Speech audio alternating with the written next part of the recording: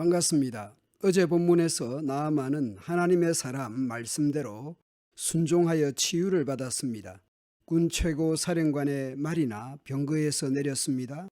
요단강으로 내려갔습니다. 물에 잠기도록 내려갔습니다. 7번이나 내려간 셈입니다. 마치 침례를 받듯이 그렇게 7번을 하고서야 깨끗함을 받았습니다. 자기 자리에서 내려서야 합니다. 자기 위치에서 내려서야 합니다.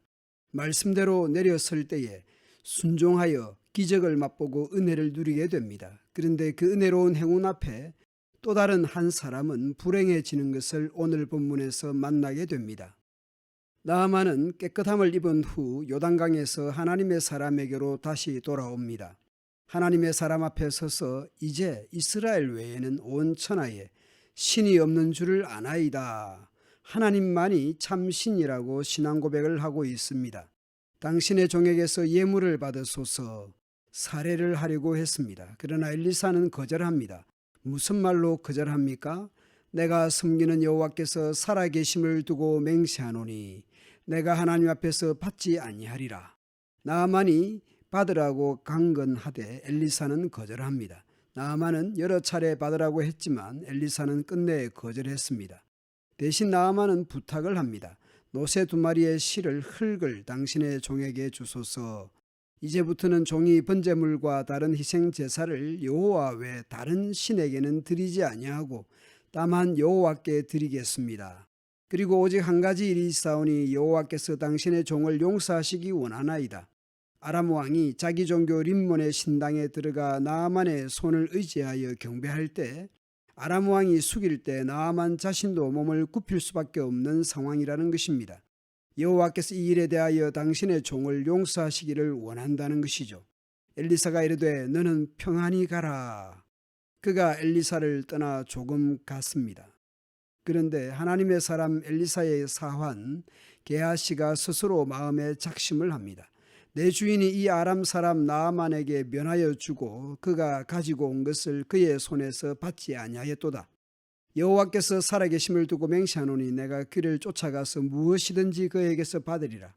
하나님의 사람 엘리사는 여호와께서 살아계심을 두고 맹세하노니 내가 그 앞에서 받지 아니하리라 했습니다.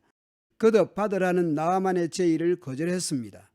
그런데 하나님의 사람 엘리사의 사환 게하시는 스스로 여호와의 살아계심을 두고 맹세하여 나아만에게서 무엇이든지 받겠다는 것입니다. 뭔가를 바라는 이 탐심을 어찌해야 좋을지 결국 실제로 게하시는 행동으로 옮깁니다. 나아만의 뒤를 쫓아 달려갑니다. 나아만이 자기 뒤에 게하시가 달려옴을 보고 나아만이 수레에서 내려 게하시를 맞이하며 인사를 합니다. 평안이냐? 게하시가 평안 샬롬이라고 인사를 합니다. 그리고서 거짓말을 합니다. 우리 주인께서 나를 보내시며 말씀하시기를 지금 선지자의 제자 중에 2 청년이 에브라임 산지에서부터 내게로 왔으니 청하건대 당신은 그들에게 은 1달란트와 옷 2벌 옷을 주라 하시되이다. 나아만이 이르되 바라건대 2달란트를 받으라 하고 게하시를 강권하여 은 2달란트를 2 전대에 넣어 매고 옷 2벌 옷을 아울러 2 사환에게 지고 가게 합니다.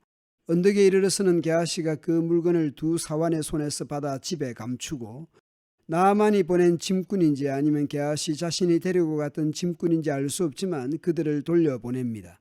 게하시는 아무 일도 없었다는 뜻이 엘리사 앞에 서자 엘리사가 묻습니다. 게하시야, 네가 어디서 오느냐? 뭐 했니? 라고 물을 때 그때라도 회개했으면 얼마나 좋을까요? 다 알고 묻는데 또 거짓말을 합니다. 게하시는 당신의 종이 아무데도 가지 아니하였다 답합니다. 한번 거짓말을 하면 계속 거짓말을 하게 만드는 것이죠. 10계명의 내용들과 게하시의 은행 심사를 비교해 보십시오. 여호와의 이름을 망령되이 일컫지 말라 하셨는데 게하시는 나아만에게 받아내기 위해 여호와의 살아계심으로 맹세했습니다. 부모를 공경하라고 했지만 하나님의 사람에 대한 공경도 없었다고 볼 수 있습니다. 도둑질, 거짓 증거하지 말라 하셨는데 얼마나 많은 계명을 어기고 있는 것인지, 이런 것이 모두 어디서 비롯된 것입니까? 탐내지 말아야 하는데 탐을 낸 것입니다. 엘리사가 이르되 한 사람이 수레에서 내려 너를 맞이할 때에 내 마음이 함께 가지 아니하였느냐? 나아만이 엘리사에게 살해를 하려 할 때에 어떻게 거절했는지 게하시는 직접 보았을 것입니다. 단호하게 거듭해서 받지 않겠다던 엘리사의 말과 마음을 보았던 게하시입니다.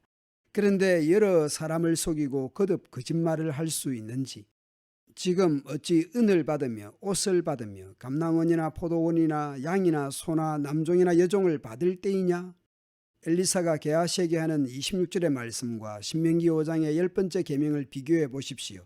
게하시는 은과 옷을 받았을 뿐입니다. 그러나 엘리사는 게하시가 받지도 않은 감남원, 포도원, 양, 소, 남종, 여종을 언급합니다.